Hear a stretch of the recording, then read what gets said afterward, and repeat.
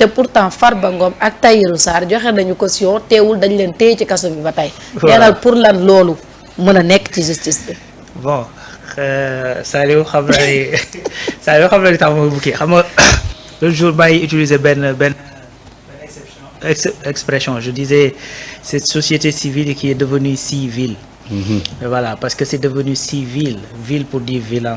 Donc parce que en réalité c'est qu'il y a certaines questions tu les poses yow parce que xam nga li tax questions yi di déranger mooy yow mi koy poser tu peux pas ne pas savoir lan moo tax. c'est-à-dire tey quand boo ko demee bay laaj nag c'est peut-être dafa am yow jublu boo jublu. peut-être pour wane nii ñi fi nekk nii am na loo xamante ne dañ koy doxalee te du c'est pas orthodoxe loolu nga ci jublu mais yow ku toll ni Alioune Tine warul mën a bañ a xam du moins lan mooy différence entre ñii di cautionner tey ak caution wu Farba Ngom ak Tahirou. c'est pas pareil. Tahirou ak Farba wax nañ ko waxati ko. Caution nag dafa am ay normes yoo xamante ni moom la war a respecter. bi ci jiitu te évident te ñëpp war ko xam mooy mënoo cautionner. loolu moomul dëgg la de. voilà quand Farba amène des immeubles ñu évaluer ko mu nekk 34 milliards ñu koy topp ci 31 milliards mais on se rend compte que immeuble yooyu ci turu société la nekk. mais mënoo jël xaalisu société bi di ko ñëw cautionner Farba. déedéet mais noonu la demee. Tahirou également la même chose alors que ñii li ñuy cautionner ben seen xaalis la. kenn ki indi 150 millions mais bu nee sama xaalis la mënoo nekk naan noonu moomoo ko. alalam la ci comptam la nekk et tout. maintenant keneen ki nga xamante ne dafa indi ay immeuble yi bu fekkoon nekkul ci turam mais dañ koy rejeter comme ni ñu ko rejeter les kële. c'est-à-dire aussi une évidence c'est de la palissade mooy une évidence évidente. xam nga donc de la palissade pour un peu donner l'histoire pour un peu caricaturer doyen Alioune c'est-à-dire c'est quelqu'un bu ñu indil ku dee. ne ko comme yaa xam-xam ci dëkk bi wax ñu lan moo ko rey mu ne dem leen ba suba ngeen ñëw ñu dem ba suba ñëw mu ne leen li ma ci wër te wóor mooy 24 heures avant muy dee il était vivant mais loolu la doyen Alioune Tine di def. 24 heures avant muy dee il était vivant. waaw loolu xam nga lu ñëpp xam la c'est-à-dire cas wu Farba ak cas yi c'est pas comparable. ouais c'est pas comparable xam nga lu wax donc et puis c'est des dossiers yoo xamante ni en réalité. juge d'instruction la dem bu juge d'instruction demee lii mu leen def la ci mën a def parce que texte yi nga xamante ne moom le procureur visé la mais parlant caution bi effectivement c'est pas pareil c'est la même chose ceux qui comparent Simon à Momo Gaye wala Abdou Nguer à Momo Gaye c'est pas les mêmes cas c'est-à-dire juge boo ñëwee daf juge wala procureur day xool li nga def lan nga ci jublu waaw c'est-à-dire la notion d'intentionnalité dafa am ci loi xam nga tey quand on parle de meurtre. rey nit pourquoi mu am plusieurs catégories. rey nit mu am meurtre am assassinat am homicide. parce que effectivement dañuy xool intention bi. loolu moo tax ñu lay wax ne coup volontaire ayant entraîné la mort avec l'intention de la donner. ou bien sans l'intention de la donner. est-ce que yaa ngi dégg parce que intention bi dafay peser. donc quand Momo te fait une publication dans l'intention d'alerter les gens pour que ñu moytu site boobu c'est pas pareil que ki nga xamante ne day jël information bi diffuser ko pour informer les gens ne leen kaay leen xool li Ousmane def wala kaay leen xool li Sénégal def wala kaay leen xool li Ouattara def c'est différent te loolu comme je dis c'est-à-dire doyen Alioune Tine mënul bañ a xam lii may wax moom ma ko gën a maîtriser fukki junni yoon il a non seulement le vécu il a eu le parcours et cetera mais nag dafa am à un certain moment c'est-à-dire tu parles soit de bonne foi soit de mauvaise foi.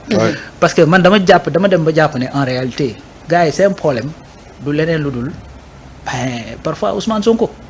mais bul sax wax parfois. mais man moo xam nga dama leen di bëgg a bàyyi parfois bénéfice du doute un peu. mais bàyyi bénéfice du doute. mais perte du doute. mais waaw une petite. xam nga mais non sérieusement non mais c'est que doo comprendre c'est-à-dire tu da ngay assister à une chose bu nit def. ben Ousmane il fait la même chose ngay relever ba Ousmane bàyyi bu kële. dëgg la de. xam nga c'est-à-dire c'est ça qui est malheureux et puis quand tu dois c'est-à-dire quand à un certain moment nag. su fekkee ni da nga dem ba gis ni régime bi fi nekk maanaam da nga war a nekk en porte-à-faux ak ñoom mais tu t'assumes et tu t'opposes. Crée un parti politique ou intègre un parti politique.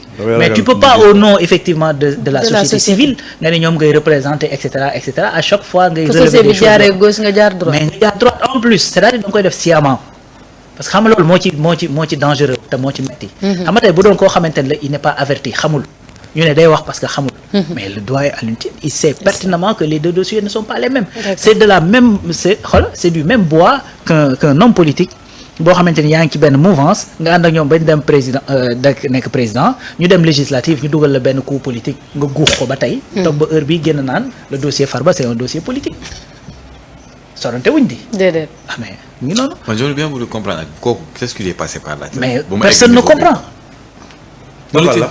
Tahirou. mais booy nag gis nga.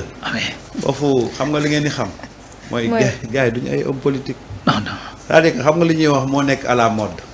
mais nag. ah mais nag am na seen benn kii nee na ma sama benn gars nee na ma sa waay Ousmane a dit un homme politique c'est un discours. et un parcours et un parcours. mu ne ma regarde le parcours du gars tu vas tout comprendre. ah voilà xoolal fu mu jógee rek. ak fi mu non yegg. c'est-à-dire que waaw mu ne ma sénégalais xoolal fu mu jógee fa mu bawoo tu vas tout comprendre. mais effectivement waaw. sénégalais yi ñoo gaaw a. c'est-à-dire que ñoo gaaw a jël nit. di ko yéegee ko. yéegee ko. waaw. après waaye da ngay ay dem ba wàccee. ci biir ngay doog a comprendre ne kii kat saa yi ndekeem ñun daf ñoo nax ñun xamuñu woon ne. gis Nii la nga mel. Samba noo jàngatee kàddu Alioune Tine yi. non Alioune dama koy wax ne bu bëggee créer. faut pas éclater de rire tamit. waaw parce que man Alioune. dégg nga man sax dama ne Alioune kat kii tourné fii kii.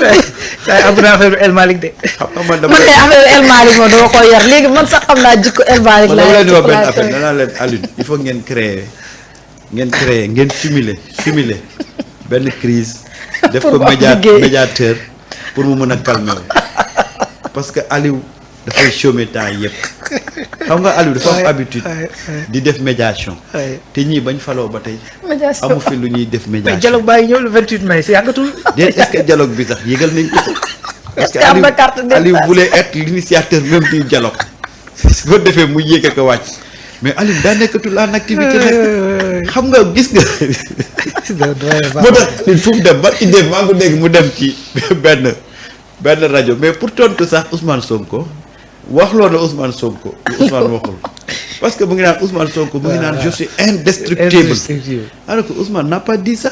oui. Ousmane il a dit je suis politiquement indestructible loolu la Ousmane wax.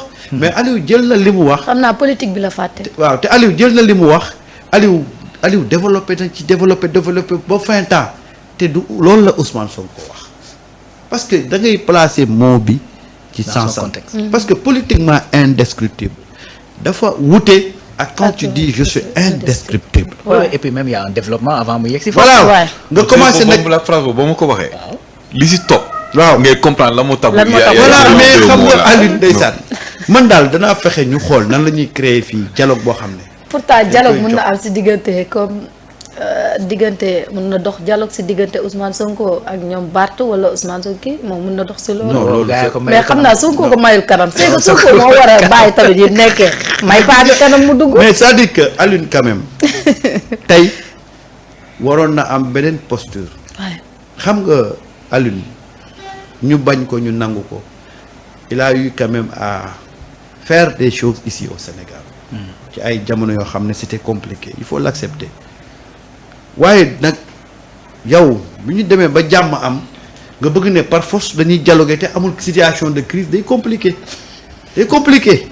léegi nag Aliou dafa dem ba fàtte na ne moom société civile moo koy yabal Aliou s'est érigé maintenant en opposant léegi moom opposant la def boppam te li muy def opposant boppam yépp moom Ousmane Sonko ak Bassirou Diomaye Faye la def ay rival alors que c'est pas ça tey gisuma Sénégal ban situation de crise la war a nekk ba Aliou à chaque fois mu yëkkati kàddu di wax xam nga àdduna yàlla moo tax dañuy wax yàlla nañu yàlla may mujj ko rafet. sutura ak mujj gu rafet Aliou li mu defoon yëpp mu ngi koy yàq sympathie bi nit ñi amoon ci moom yëpp mu ngi koy ñàkk parce que des fois il se prononce sur des sujets tellement terre à terre vu sa posture ci société bi da ngay dem ba sax ba naan yàlla nañu yàlla di may sutura rek non di c'est ñu vrai. waaw parce C'est que que man taxawaay des bi fois mu waroon am bu ko amoon. waaw aujourd'hui fi bàcc li taxaw lay taxaw. yàlla xam na ko fi am sa saw si di ba taxaw fa lay foofu lay taxawee mais il faut être patient Aliou dialogue dana am danañ la jox dialogue mais bul forcer nit ñi ne par force yow dañ la war a jox nga dialogue Bu ñu te amul force sa fi loo bopp. fi war a dialoguer mais Aliou il faut coûte que coûte ñu jox ko dialogue te dialogue amul man de bu subaa gis loolu bref mais gis nga tey dafa am loo xam ne dafa am ci société bi te nit ñi war ci bàyyi xel maintenant on agit comme genre comme le slogan de l'Olympique de Marseille.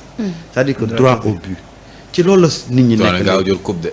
ci loolu la nit ñi nekk c'est-à-dire que Olympique de Marseille moom. ku ko Même- topp moom di nga souffrir. non je dis que le slogan ngay doon. non je moom man prends ñoo yem équipe Moi, bi moi, plus c'est- boobu Ay, moi, moom je ay, laay- ay, moi je prends juste Le slogan. c'est-à-dire que Le slogan. droit amul au ban but général damay il faut waxee Marseille moom il faut ma sànni xeer. waaw man droit au but laay wax c'est-à-dire que sénégalais tey ils sont dans le pragmatisme Ouais.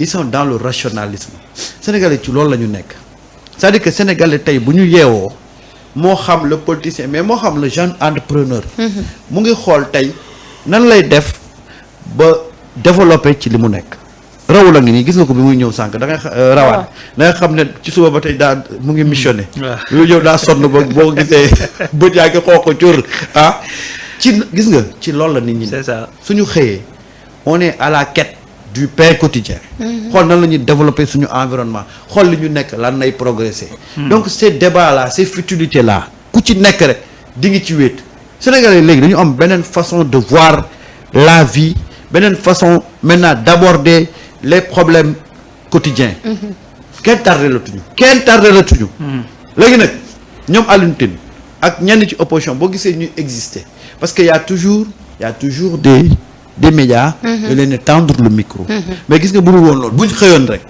Marita ñu ne léegi nañ toog 1 mois yoo xam ne média du am ñu observé ku mun sa morom ñu bàyyi gars yi politiciens Gars yi di live. léegi yéegi xoolal la ñuy décréter nekk kenn benn politicien léegi dañ leen di wax 1 mois du ngeen des sorties médiatiques ñu xool kan moo mun moromam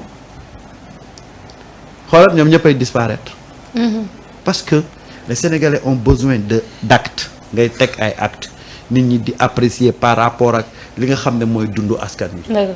mais regarde le débat qu'ils sont en train aujourd'hui de poser sur la place publique fëri diw ah te diw yooyu gis nga xam nga ban fëri moo safe fëri bii jógee ci population bi booboo safe mais jël ay nit jàpp leen manipuler leen ba dugal leen ci ay problème te gis nga Abdou Nguer mii ñuy wax nii c'est juste week-end bi la de waaye bàyyil ba lundi non fàtte ko. lundi dootoo déggati ñu wax ci yow Assane Diouf kañ nga dégg nit ñi wax ci waaw Assane Diouf moom mi ngi ci kaso ba tey. waaye ñu bëri fàtte woon nañ ne mu ngi ci kaso bi non